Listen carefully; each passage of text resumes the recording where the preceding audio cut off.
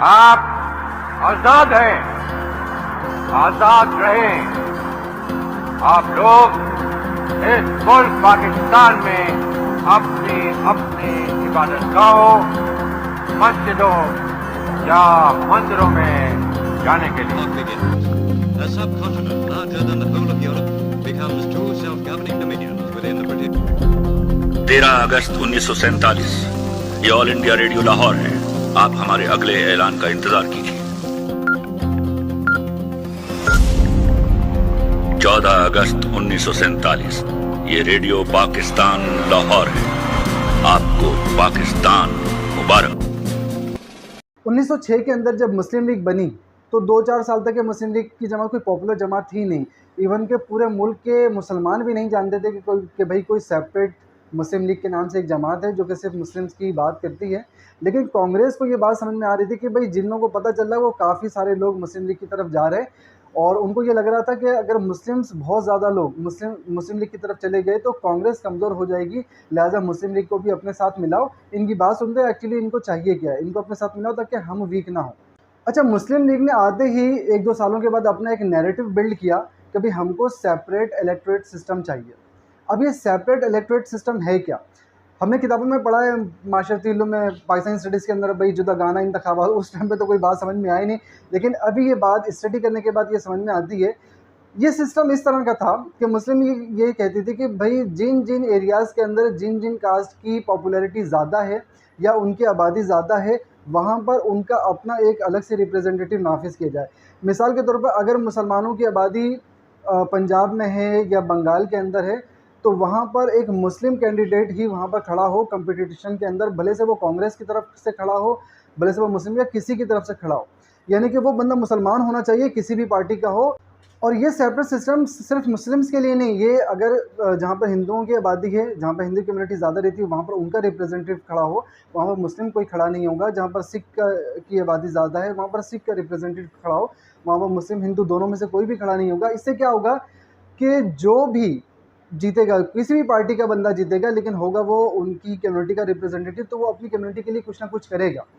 अब यहाँ पर एक्चुअली मुस्लिम लीग तो जाहिर सी बात है अपने आप को थोड़ा सेव करना चाह रही थी, जो मुझे ऐसा लगता है, और दूसरी तरफ से उनकी बात समझ में भी आ रही थी। लेकिन कांग्रेस को ये बात समझ में आ रही थी कि अगर हमने ये सिस्टम इंट्रोड्यूस किया तो होगा ये कि हम कमज़ोर हो जाएंगे। अब लेकिन ये सिस्टम इंट्रोड्यूस करना कांग्रेस के हाथ में था नहीं, ये तो था ब्रिटिश के हाथ के अंदर। ब्रिटिश गवर्नमेंट ऑफ इंडिया 1919 के अंदर एक सेटअप लेकर के भी गवर्नमेंट इस तरह से की जाए, और उसके अराउंड कोई 8 साल के बाद यानी कि 1927 के अंदर उन्होंने एक कमीशन बनाया जिसका नाम था साइमन कमीशन। उस कमीशन का काम ये था कि भाई जो हमने कानून बनाए हैं तो उसको आपने ये देखना है कि वो एक्चुअली उस पर इम्प्लीमेंट सही से हो पा रहा है या नहीं हो पा रहा है, या आप क्या समझते हैं, आप अपनी राय दें कि क्या रिफॉर्म्स होने चाहिए इस कॉन्स्टिट्यूशन के अंदर। अब मज़े की बात ये थी कि वो जो साइमन जो कमीशन बनाया गया था उसमें कोई भी इंडियन रिप्रेजेंटेटिव था ही नहीं, और कानून बनना था इंडिया के लिए, तो ये बात इंडियंस को समझ में नहीं आ रही थी। अब इन्होंने क्या किया, जो कांग्रेस थी, कांग्रेस ने तो सीधा सीधा बाइकआउट कर दिया कि भाई हम जो है ना ये सब कमीशन का ही बाइकआउट करते हैं, और उन्होंने उसके खिलाफ तहरीक और दीगर चीज़ें, बहुत सारी मूवमेंट उनके खिलाफ शुरू कर दी। कायदे-ए-आज़म मोहम्मद अली जिन्ना ने ब्रिटिश से बात की, उन्होंने बोला कि भाई आप साइमन कमीशन बना रहे हो जिसमें कोई इंडियन का रिप्रेजेंटेटिव नहीं है, तो वो ज़्यादा बेहतर समझते हैं इंडिया को या हम ज़्यादा बेहतर समझते हैं। तो ब्रिटिश के लोगों ने बोला कि भाई आप ये समझते हो कि आप लोग इतने काबिल हैं कि आप इंडिया के लिए कानून बना सकें? तो इन्होंने बोला कि हाँ भाई बिल्कुल, हम काबिल हैं, हम सब कर लेंगे। बोला ठीक है, एक काम करते हैं कि साइमन कमीशन तो बर्मिंघम कमीशन के अंदर कोई चेंजिंग नहीं कर सकते, लेकिन आप इंडियन लोग अपना एक रिफॉर्म्स लेकर आओ, अपनी एक हिदायत लेकर आओ, वो हमारे सामने पेश करो, हम उस साइमन कमीशन के साथ साथ आपकी अपनी रिपोर्ट को भी देख लेंगे। अच्छा, फिर अब यहाँ पर हुआ था ऑल पार्टी कॉन्फ्रेंस, जिसके अंदर कांग्रेस जो कि लीड कर रही थी, कांग्रेस ने ऑल पार्टी कॉन्फ्रेंस की, सबको बुला। अच्छा, इस रिपोर्ट को बनाने के लिए सबसे जब ऑल पार्टी कॉन्फ्रेंस हो जाती है उसके बाद फिर कांग्रेस 8 मेंबर की एक टीम तश्कील देती है, जो कांग्रेस के लोग ही होते हैं, कि भाई सबसे मीटिंग करने के बाद अब जो उनको अच्छा लगता है उसके हिसाब से एक रिपोर्ट निकल जाए। अच्छा, उस कमेटी के अंदर चूँकि कांग्रेस के मेंबर्स होते हैं, उसमें मुस्लिम लीग या दीगर पार्टीज़ के होते नहीं हैं, तो जब कमेटी आती है, जब मुस्लिम लीग देती, तो मोहम्मद अली जिन्ना ये बोलते हैं कि भाई ये तो सीधी सीधी ग़ुलामी है, क्योंकि उसके अंदर डोमिनियन स्टेटस की बात की गई थी कि भाई भारत को यानी कि मुत्तहिदा हिंदुस्तान को एक डोमिनियन स्टेटस का दे दिया जाए, भले से अगर पूरी आज़ादी नहीं मिल रही है तो। अब यहाँ पर डोमिनियन स्टेटस का मतलब ये होता है गाइस कि सारे मामला जो है वो उस लोकल गवर्नमेंट के हवाले हो जाएंगे, उन लोकल लोगों के इख्तियारात में आ जाएंगे, लेकिन ऊपर जो सुपेरिटी रहेगी वो हमेशा ब्रिटिश की रहेगी। अब ये बात ना जिन्ना साहब को खटक रही थी, और भी कई पॉइंट्स थे जो जिन्ना साहब को खटक रही थी। जिन्ना साहब ने बोल दिया कि भाई ये हम इस रिपोर्ट को नहीं मानते, रिजेक्ट कर देते हैं। और सुभाष चंद्र बोस जो कि यहाँ पर एक बेहतरीन हीरो टाइप किरदार हैं, इनके हवाले से मैं भी बात करता हूँ। ये भी जब देखते हैं ये तो सीधी अपनी पार्टी अलग कर देते हैं। ये कहते हैं भाई इंडियन इंडिपेंडेंस लीग के नाम से मैं पार्टी बना रहा हूँ, मुझको कांग्रेस में रहना ही नहीं है। मतलब तुम लोग आज़ादी कराने के बाद तुम लोग दोबारा गुलामी की तरफ जा रहे हो। अच्छा, जब ये नेहरू रिपोर्ट जब हमारे लोग खुद ऑलरेडी ही जब रिजेक्ट कर देते हैं तो फिर उनके ऊपर क्या असर पड़ना था ब्रिटिश वालों का। अच्छा, इसके अंदर कायद मोहम्मद अली जिन्ना इसको रिजेक्ट क्यों करते, क्योंकि आपने 14 पॉइंट सुने होंगे। इस रिपोर्ट को रिजेक्ट करने के बाद कायद मोहम्मद अली जिन्ना अपने 14 नुकाती एजेंडे को लेकर आते हैं और वो कहते हैं कि भाई मेरी तरफ से यानी कि मुस्लिम लीग की तरफ से ये रिपोर्ट्स हैं। इसके बाद क्या होता है कि 3 राउंड टेबल मुख्तलिफ टाइम पीरियड के अंदर ब्रिटिश की गवर्नमेंट एक साथ बैठती है, राउंड टेबल में सब मीटिंग करते हैं, और ये 3 बार होता है। और उसके अंदर साइमन कमीशन की रिपोर्ट, नेहरू रिपोर्ट और कायद मोहम्मद अली जिन्ना के 14 नुकात, इन सब के ऊपर नज़रसानी की जाती है। और होता ये कि मैक्सिमम चीज़ें कायद मोहम्मद अली जिन्ना की मान ली जाती हैं, यानी कि जो जुदागाना इंतखाबात यानी कि सेपरेट इलेक्टोरेट सिस्टम जो उन्होंने कहा था, जो कि 1916 के अंदर जब जॉइंट कांग्रेस और मुस्लिम लीग सेशन हुआ था तो उस टाइम पे तो कांग्रेस मान गई थी, लेकिन बाद में ये पलट गई थी। जब इन्होंने ये अभी नेहरू रिपोर्ट का जब ये चैप्टर निकाला तो उसके अंदर ये पलट गई। इन्होंने बोला कि नहीं, हमको ये नहीं करना है। और कायद-ए-आज़म ने ये बोला कि भाई इसके अंदर ये चेंजिंग है, लेकिन उन्होंने रिफॉर्म करने से मना कर दिया था नेहरू रिपोर्ट में कि भाई हम कोई चेंजिंग नहीं करेंगे। अब यहाँ पर कायद मोहम्मद अली जिन्ना साहब की ठन गई। उन्होंने बोला कि यार मतलब हम कुछ भी कर लें, ये तो आगे से इनके पास वीटो पावर है, हम कुछ भी एक बात करें ये आगे से मना कर देंगे, भाई हम तो नहीं कर रहे। अच्छा, कांग्रेस की तरफ से बहुत सारे मूवमेंट स्टार्ट की जाती है, जैसे कि फॉरेन प्रोडक्ट को इस्तेमाल नहीं करेंगे, स्वदेश बाइकाट मूवमेंट, शायद इस तरह से इंडिया वाले कहते हैं। तो बहरहाल उसमें ये था कि वो जो है फॉरेन प्रोडक्ट यानी कि जो यूके की प्रोडक्ट है उसको इस्तेमाल नहीं करेंगे, वो इंडियन प्रोडक्ट्स को इस्तेमाल करेंगे। इसी तरह से सिविल डिसओबीडियंस की एक नाफरमानी की तहरीक चलाई जाती है। नाफरमानी की तहरीक के अंदर मुस्लिम जो है वो नहीं जुड़ते हैं, उनको लगता है कि इससे जो है ना वो आज़ादी के मामले में हमें कम अफादा मिलेगा, बल्कि हमारे अपने लोगों का ज़्यादा नुकसान हो जाएगा, जिनके पास ऑलरेडी जो बेचारे बहुत ज़्यादा गुर्बत से जूझ रहे हैं। अच्छा, इस सेपरेट इलेक्टोरेट सिस्टम पर अम्बेडकर जो कि कानूनदान थे, बहुत बड़े कानूनदान थे, इंडिया का कॉन्स्टिट्यूशन भी इन्होंने ही लिखा है। इन्होंने गांधी को बोला कि भाई आप ये इम्प्लीमेंट कर दो, लेकिन गांधी बोला था नहीं। लेकिन अम्बेडकर को लग रहा था कि भाई आप ये इम्प्लीमेंट कर दो तो भी कांग्रेस ही जीतेगी, आप देख लेना, आप उसे इम्प्लीमेंट करो। लेकिन गांधी जी चूँकि नहीं कर रहे थे, ब्रिटिश लोगों ने इस बात पे इंडोर्स कर दिया कि भाई ये चीज़ होनी है और इसको इम्प्लीमेंट किया जाएगा 1935 के गवर्नमेंट ऑफ इंडिया एक्ट के तहत। तो फिर जाहिर सी बात है कांग्रेस तो कुछ नहीं कर सकती, और फिर यही हुआ। इलेक्शन हुए 1937 को, लेकिन जो अम्बेडकर ने बात की थी वही हुआ। अच्छा, आज़ादी की इस पूरी हिस्ट्री के अंदर हर बंदा गांधी जी और कायद-ए-आज़म मोहम्मद अली जिन्ना की तरह बिल्कुल शरीफ टाइप तो रहा नहीं होगा, ज़ाहिर सी बात है बहुत से लोग ऐसे सरफिरे लोग भी होंगे। तो यहाँ पर अब मैं 2 लोगों को ऐड करना चाहता हूँ। एक का नाम है भगत सिंह। अच्छा, भगत सिंह बहुत ज़बरदस्त और ये मतलब फुल जुनूनी टाइप बंदा था। इसने जगह जगह पे अंग्रेज़ों को कूटना शुरू किया, इधर उधर, कभी वहाँ जाके हमला कर दे, कभी वहाँ जाके हमला कर दे। अंग्रेज़ों को इसने बहुत ज़्यादा परेशान कर दिया था, और इसकी पॉपुलैरिटी पूरे इंडिया के अंदर फैल चुकी थी कि भाई भगत सिंह नाम का बंदा है और ये जो है ना पूरा ग्रुप बना बना के हमले किए जा रहा है। अच्छा, इनकी माँ ने बोला कि भाई हमने तेरे लिए लड़की देख ली है, तो ये चप्पल छोड़, पहले शादी कर ले। तो भगत सिंह ने बोला अपने को शादी नहीं, अपने को आज़ादी चाहिए। फिर इस तरह से उन्होंने कई हमले आगे पीछे करते रहे। उसके बाद फिर ब्रिटिश गवर्नमेंट के लोगों ने इनको पकड़ लिया और इनको फिर फांसी पे चढ़ा दिया। इनके लिए एक कोर्ट ट्रायल भी हुआ, दीगर चीज़ें भी हुई। अब यहाँ पर एक बड़ा अनफॉर्चुनेट मसला आ गया कि गांधी जी ने इसके सर पे हाथ नहीं रखा, यानी कि इसको थोड़ा सपोर्ट नहीं किया। कि उन्होंने बोला कि भाई हम नॉन वायलेंस पे जो है ना काम करते हैं, हम वायलेंस के ऊपर काम ही नहीं करेंगे। बहरहाल थोड़ा सा यहाँ पर जो है ना इंडिया के लोगों में थोड़ा सा वो है कि गांधी जी को थोड़ा सा हाथ तो हल्का हाथ इसके ऊपर रखना था, लेकिन गांधी जी ने सिरे से ही भगत सिंह का साथ देने से मना कर दिया। और जो दूसरी शख्सियत हैं वो है नेताजी सुभाष चंद्र बोस। ये एक बहुत ही ज़बरदस्त शख्सियत हैं। ये ना कि सिर्फ हड़ाउड़ी यानी कि मार धाड़ में थे, बल्कि ये पॉलिटिकल और मार धाड़ दोनों तरफ के जो है ना, ये एक हीरोइक किरदार थे आज़ादी के। ये कांग्रेस के साथ जुड़े रहे। कांग्रेस के, मैंने आपको बताया था कि जब उनके हर सालाना एक सेशन होते थे, उनका एक सदर मुंतखब किया जाता था, तो इनको 2 बार सदर मुंतखब किया गया। एक बार तो नॉर्मली मुंतखब किया और दूसरी बार ये हुआ कि जब अगले साल का इलेक्शन आना था कांग्रेस का, तो उसमें नॉमिनेशन की थी गांधी जी ने किसी और बंदे की, इन्होंने उसको भी हरा दिया और ये जीत गया। तो गांधी जी को ऐसा लगा कि यार ये तो उसने भी मुझे हरा दिया, और गांधी जी ने इसको बोला कि मुझे ऐसा लगा कि मैं हार गया क्योंकि वो मेरा रिप्रेजेंटेटिव था। लेकिन सुभाष चंद्र बोस को, नेताजी को ये बात समझ में आ गई कि भाई मैं सेकेंड कांग्रेस का इलेक्शन तो जीत गया, मैं प्रेसिडेंट तो बन गया, लेकिन इसमें गांधी जी के फॉलोअर्स बहुत ज़्यादा हैं, तो मेरी प्रेसिडेंसी ज़्यादा चलनी नहीं है। लिहाजा उन्होंने ऑटोमेटिकली खुद से रिज़ाइन दे दी। नेताजी गांधी के साथ साथ बहुत सारे मूवमेंट के अंदर शामिल रहे, जो इन्होंने बाइकाट की मूवमेंट की और बहुत सारे मूवमेंट की, जगह जगहों पे इनके साथ चलते चले गए। तो सुभाष चंद्र जी को अरेस्ट कर लिया ब्रिटिश की गवर्नमेंट ने। अरेस्ट गांधी साहब को भी किया, एक बार किया फिर छोड़ दिया, दूसरी बार किया, उसके बाद फिर ऐसा हुआ कि लोगों ने इतना प्रेशर किया कि छुड़वा लिया।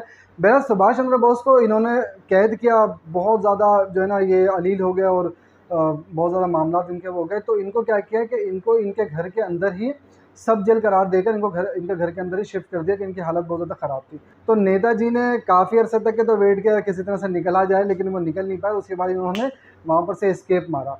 इन्होंने दाढ़ी वाड़ी बढ़ाई, हुलिया चेंज किया अंदर से, वो कुछ दिन तक के जो है ना आगे जो पुलिस और जो भी ब्रिटिश की जो सोल्जर्स लगे हुए थे उनको अपनी शक्ल ही नहीं दिखाई। काफ़ी महीनों के बाद ये बिल्कुल अचानक से जो है ना एक बिल्कुल बूढ़े बंदे और फ़कीर टाइप निकल के वहाँ से भाग गया। और उसके बाद फिर यहाँ से ये पेशावर, फिर अफ़गानिस्तान वगैरह होकर फिर ये तकरीबन कोई 1930 से लेकर इन्होंने बहुत ज़्यादा यूरोप के कंट्रीज़ के अंदर गए।